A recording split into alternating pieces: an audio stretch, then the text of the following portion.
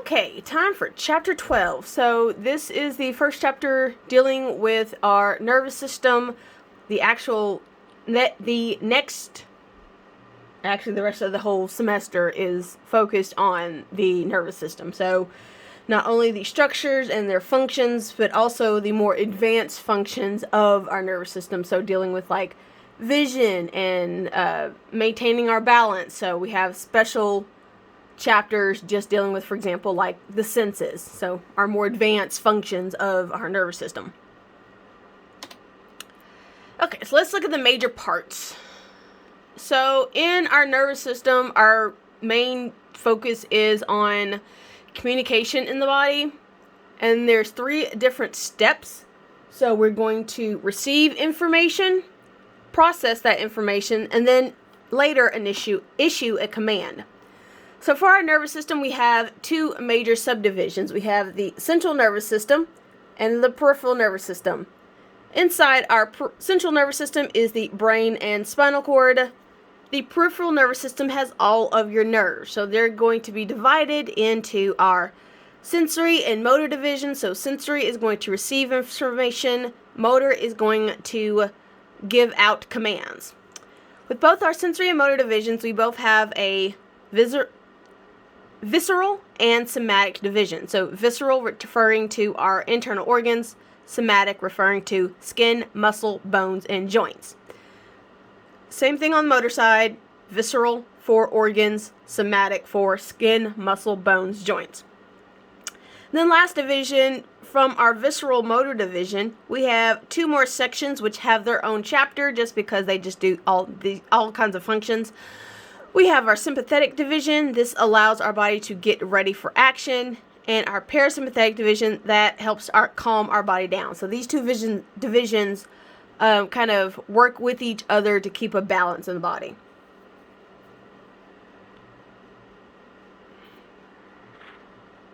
So here's another way of seeing all of our pieces. We have the central nervous system, brain, and spinal cord, and then nerves sticking out for our peripheral nervous system. And just that, there we go. Okay, so let's move on to focusing on our peripheral nervous system. So looking at the sensory division, so we're receiving information, somatic sensory, skin, muscle, bones, and joints. Receiving information from there, or receiving information from our viscera or our internal organs such as your heart, lungs, stomach, bladder, getting that information to your brain so it can do its job. Motor division, we're sending a command. So somatic, sending the command to skeletal muscles, visceral, sending commands to, for example, different glands, cardiac and smooth muscle to get those organs to work. So with our somatic division, it's for our skeletal muscles that we can control with our brain. However, for our visceral motor division, that is going to be involuntary. So we can't control it with our brain. It's more of a reflex.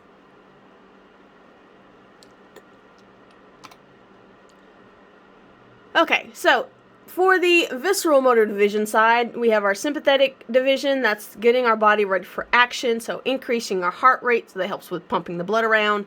Increasing respiration, so our breathing, so more oxygen in, so we can actually do the action, so making sure our muscles have what they need. And inhibiting our digestive and urinary system. So basically, you don't need to go stop and pee when you're trying to run away from a bear. Basically, let's hold that off. We'll run away, and when we're in a safe spot, then we can go. Parasympathetic division is the opposite, so it's going to calm the body down, so slows down your heart rate, slows down your breathing, but it's also going to stimulate your digestive and urinary system, so you're at a safe space, and so you can actually get rid of those waste products, get that energy stored up for the next time when you have to run away from a bear. Okay, let's look at the pieces that make up our nervous system. So the big players in our nervous system are our neurons. So we're actually going to look at its parts and functions. So with our neurons, they're going to detect stimuli.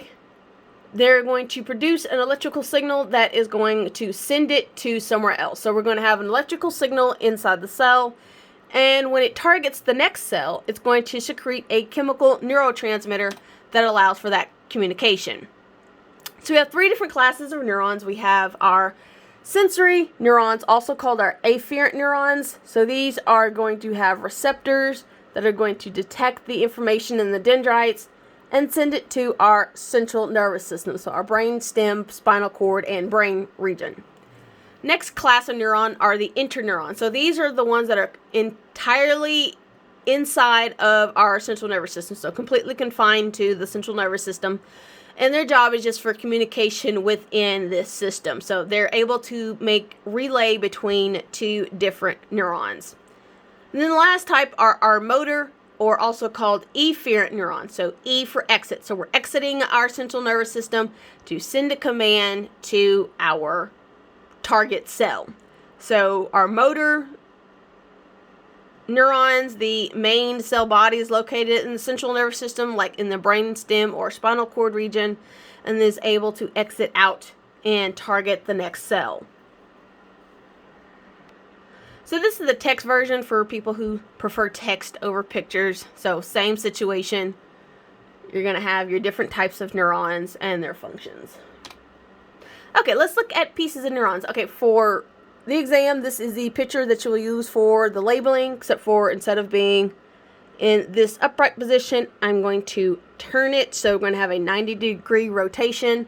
Don't freak out when you see it's in a different way. So this is going to be turned to the side.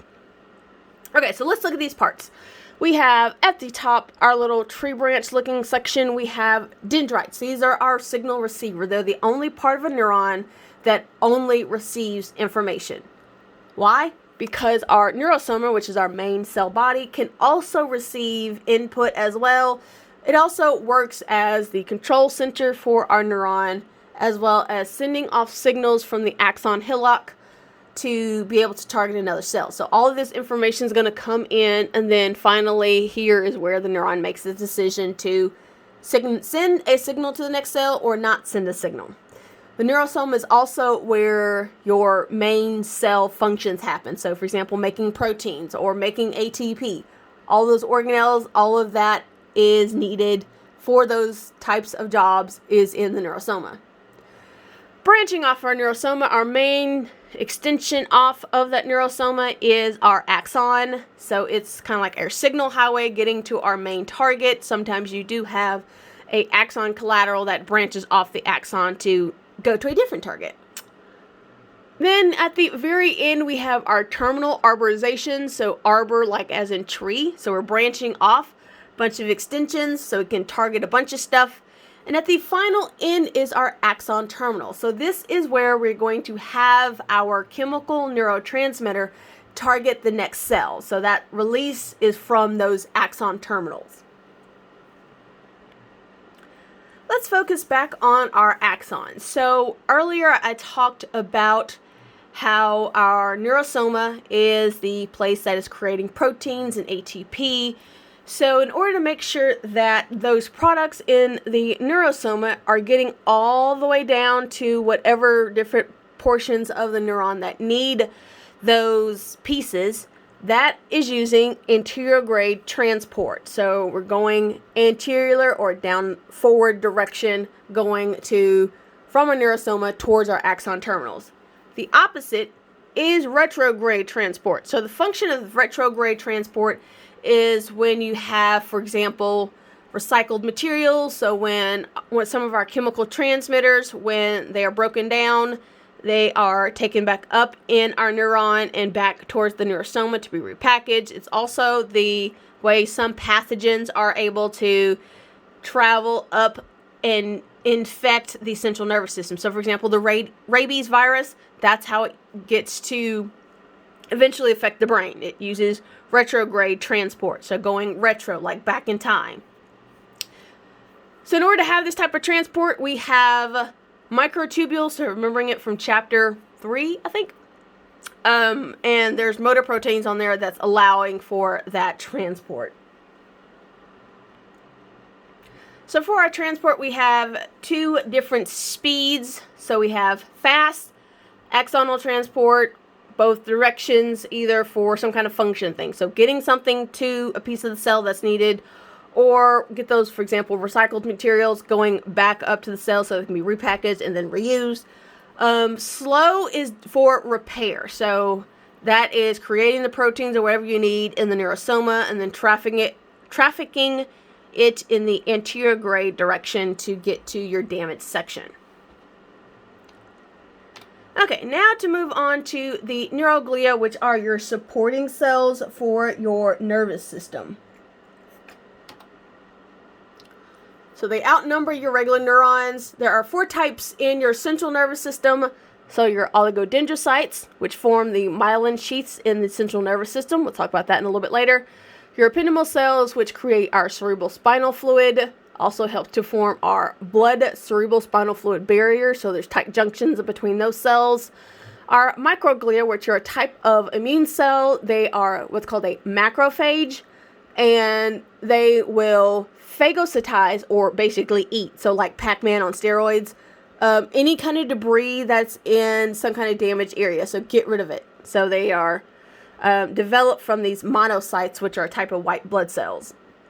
So this is why sometimes when you have brain damage, the swelling, because you have a bunch of microglia and other blood cells that are getting there to do their job, but it's causing increased pressure. The next one, or number 4, is astrocytes. It does a bunch of stuff. The only thing I care about you knowing is that the perivascular feet of the astrocytes help create the blood-brain barrier. Okay, in your peripheral nervous system, you only have 2 types. We have our Schwann cells, making our myelin sheaths, and then satellite cells, which I could care less about, so I'm going to essentially skip them, but they also are very supportive in our peripheral nervous system. Another exam labeling. Okay, so here's the picture, same one for your exam. You'll label the neurons, so our big, larger cells in the picture. Our oligodendrocytes, so these are creating the myelin sheaths in the central nervous system. So oligo meaning many, so it has many extensions to create many little myelin sheaths, which are these little sections, little tube-looking structures, to help not only protect it, but also makes the transport of the electrical signal a whole lot faster. So it's a nice insulation for those axons. Next one is microglia, so micro as in something that is small. And on this side, we have a astrocyte. So thinking a star-shaped type of cell, there's our astro portion, and there's our perivascular feet going around the vascular tube of this capillary. And then last one, our ependymal cells, making our cerebral spinal fluid. Okay, focusing on the myelin sheaths. So their job is to create insulation around a nerve fiber.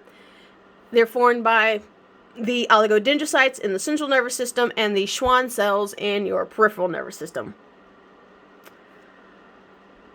So the process of myelination is starting from our occipital cortex in the back of our brain, which is where our vision is. So this starts around age of a baby or a child, so they can see and they just kind of look around. That's because, hey, stuff is working fast enough for them to actually get it.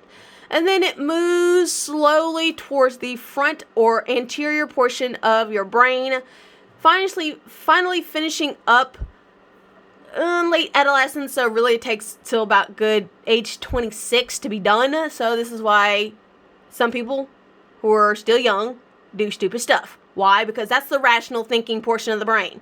So if you want an excuse on why your room is still horribly messy, it's because that part of your brain is still developing. That doesn't stop you from just throwing your t-shirt on the ground versus putting it into your laundry basket. There's your excuse. Okay. Once you turn 26, it should be done, and so you no longer have that excuse. Sorry. Okay. Is that it for that one? Yep, that's good. So for these myelin sheaths, again, in your central nervous system, it's your oligodendrocytes. So oligo meaning many. So it makes many of these wrapping around sections around that nerve fiber, and that helps to insulate that axon. In the peripheral nervous system, it's the Schwann cells, except for it's just one cell that wraps around just to make that one individual section of myelination in. So it just keeps wrapping until it makes a nice tight insulation around there. So with our myelin sheaths, the gap spaces between each segment is called the node of Ranvier. So he found it, he named it after himself. So that gap spaces allows for saltatory conduction. So this is where our action potential, our electrical signal going down our axon so we can communicate to another cell, it just jumps from node to node. So it's like the difference between doing the wave at a football game where you go the entire stadium and it takes forever because people are being slow. Or for saltatory conduction, it's like taking the cheerleading squad, putting them at the bottom ring of your football stadium, and it's just cheerleader, cheerleader, cheerleader, cheerleader, cheerleader. So it kind of jumps a whole lot quicker and able to communicate a whole lot faster. Last thing for this video, so looking at, again, sticking with our myelination, how it's able to speed up the action potential traveling down the axon.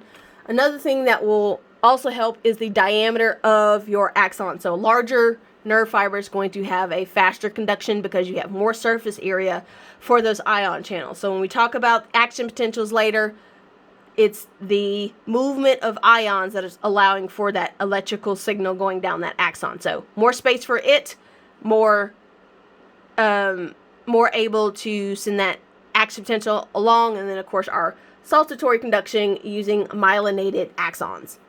All right, we'll start another one on a second. Stop.